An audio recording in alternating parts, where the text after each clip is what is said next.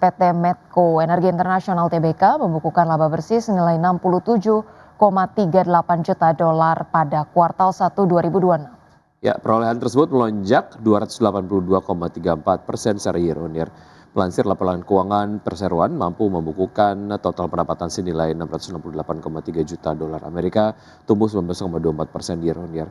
Kenaikan pendapatan perseroan sejalan dengan bertumbuhnya hampir seluruh segmen penjualan perseroan.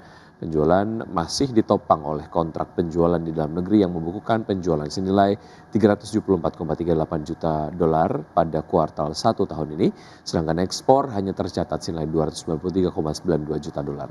Setelah dikurangi berbagai pajak dan beban lainnya, perseroan mampu membukukan laba bersih senilai 67,38 juta dolar pada kuartal 1 2026. Melonjaknya laba bersih terutama disebabkan oleh bagian laba dari entitas asosiasi dan ventura bersama yang pada periode kuartal 1 tahun 2026 mencatatkan nilai sebesar 44,55 juta dolar dibandingkan dengan kuartal 1 2025 yang membukukan kerugian senilai 20 juta dolar.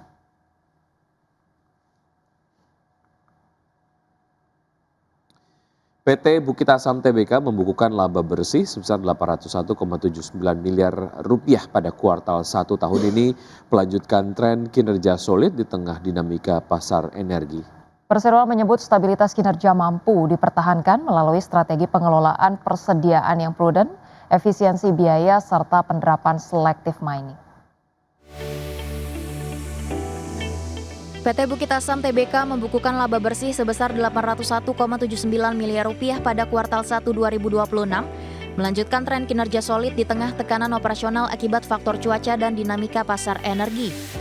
Direktur Utama PT BA Arsal Ismail mengatakan, perseroan mampu menjaga stabilitas kinerja melalui strategi pengelolaan persediaan yang prudent, efisiensi biaya, serta penerapan selective mining.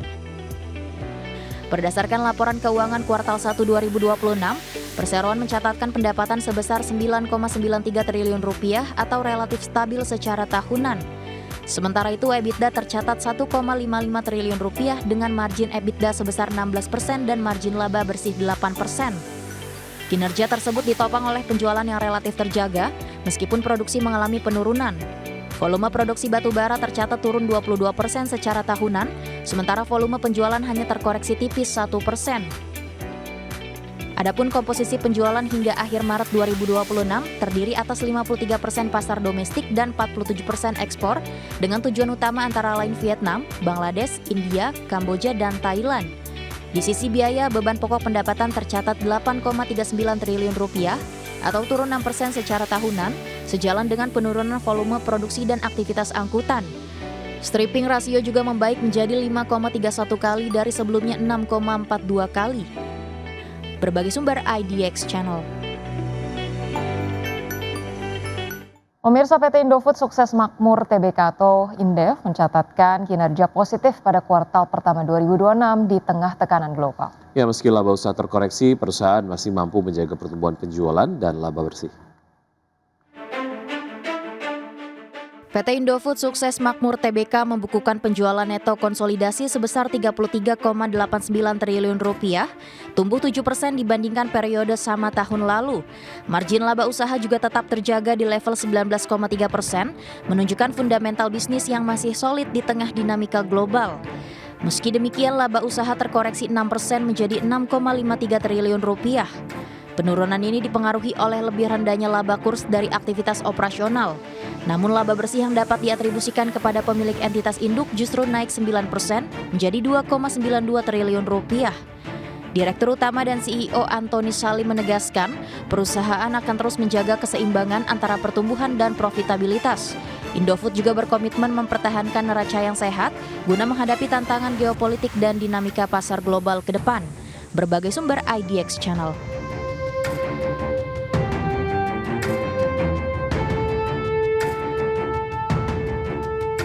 Presiden Prabowo Subianto menggelar rapat terbatas bersama sejumlah menteri di kediaman Hambalang, Bogor, Jawa Barat.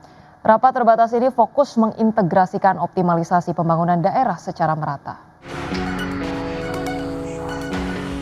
Rapat terbatas Presiden Prabowo Subianto dan sejumlah Menteri Kabinet Merah Putih berlangsung hingga malam hari ini fokus membahas langkah strategis pemerintah dalam merespon mengoptimalkan peran pendidikan dalam pembangunan daerah. Dalam arahannya, Presiden meminta adanya langkah komprehensif dalam memastikan arah kebijakan pemerintah tetap sejalan dengan kepentingan rakyat. Salah satu poin utama dalam Ratas Hambalang ini adalah optimalisasi kesejahteraan masyarakat di tengah dinamika ekonomi nasional. Selain itu, Presiden Prabowo juga menekankan peran strategis dunia pendidikan dalam pembangunan daerah. Pemerintah berencana mendorong perguruan tinggi untuk terlibat langsung dalam pembangunan daerah, khususnya melalui pemanfaatan keahlian dari fakultas teknik, di mana sinergi ini diharapkan mampu mempercepat pembangunan infrastruktur dan teknologi di tingkat daerah dengan memanfaatkan sumber daya manusia dari akademisi. Dari Jakarta, IDX Channel. Ya, pemirsa, selanjutnya hilirisasi sumber daya alam menjadi prioritas nilai tambah perekonomian nasional. Ya, salah satunya adalah proyek hilirisasi batu bara menjadi dimethyl ether atau DME yang mampu menekan impor LNG atau maksud kami LPG hingga 1 juta ton per tahun. Jadi ada satu istilah. Groundbreaking hilirisasi tahap kedua yang dilakukan Presiden Prabowo mencakup 13 proyek strategis hilirisasi senilai kurang lebih 116 triliun rupiah. Meliputi 5 proyek di sektor energi, 5 proyek di sektor mineral, dan 3 proyek di sektor pertanian. Salah satunya proyek hilirisasi raksasa adalah groundbreaking hilirisasi melalui percepatan pengembangan coal to DME di Tanjung Enim, Sumatera Selatan yang dilakukan PT Bukit Asam Tbk bersama Danamtara dan Pertamina Persero. Adapun proyek hilirisasi batu bara menjadi dimethyl ether atau DME ini bakal menggunakan teknologi gasifikasi skala besar pertama di tanah air. Dengan total DME mencapai 1,4 juta ton per tahun dan mampu menghasilkan 1 juta ton LPG, sehingga negara mampu melakukan penghematan anggaran sebesar 8,8 triliun rupiah dari berkurangnya subsidi. Ya, jadi proyek hilirisasi coal to DME ini proyek yang sangat strategis sebagaimana arahan Pak Presiden sejalan dengan Astasita nomor 2 ya, swasembada energi, dan juga Astasita nomor 5 terkait dengan hilirisasi khususnya coal to DME ini akan mereduksi substitusi import LPG. Sebagaimana kita tahu per tahunnya kurang lebih kita import LPG itu kurang lebih 7 juta metrik ton, dan ini DME ini akan menjadi proyek yang bisa mensubstitusi import LPG. Sementara itu, Direktur Hilirisasi dan Diversifikasi Produk PT Bukit Asam Tbk Turino Yulianto menegaskan, proses pengolahan batu bara kalori rendah menjadi bahan bakar ramah lingkungan pengganti LPG ini bukan hanya meningkatkan ketahanan energi nasional, langkah hilirisasi ini mampu meningkatkan multiplier efek ekonomi bagi masyarakat nasional dan daerah, di mana proyek ini mampu menyerap hingga 5.300 tenaga kerja. Banyak, yang pertama tenaga kerja. Diperkirakan ada sekitar 5.000-an tenaga kerja yang terlibat, kemudian juga devisa, pajak, dan juga yang gak kalah penting pemanfaatan batu bara loreng yang selama ini belum teroptimalkan. Padahal cadangan kita sangat banyak gitu. Dari Tanjung Enim, Sumatera Selatan, Ade Firmansyah, Muhammad Koirudin, Tim Liputan IDX Channel.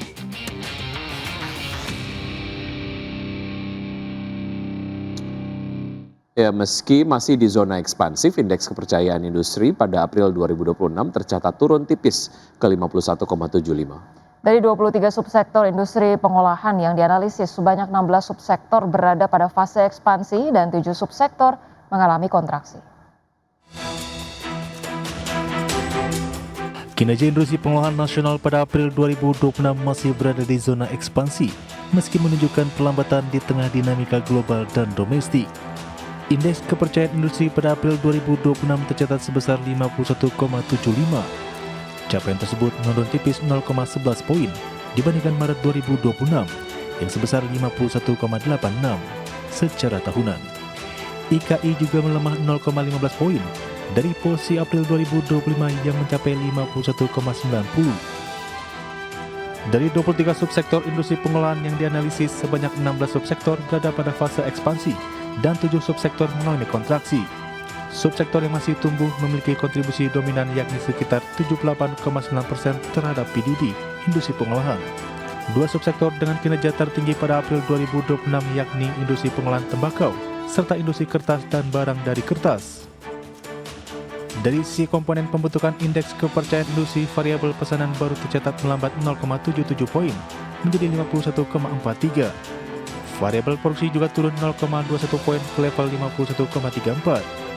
Sebaliknya persediaan produk justru meningkat 1,66 poin menjadi 53,13 yang mengindikasikan adanya penumpukan stok di tengah permintaan yang melambat.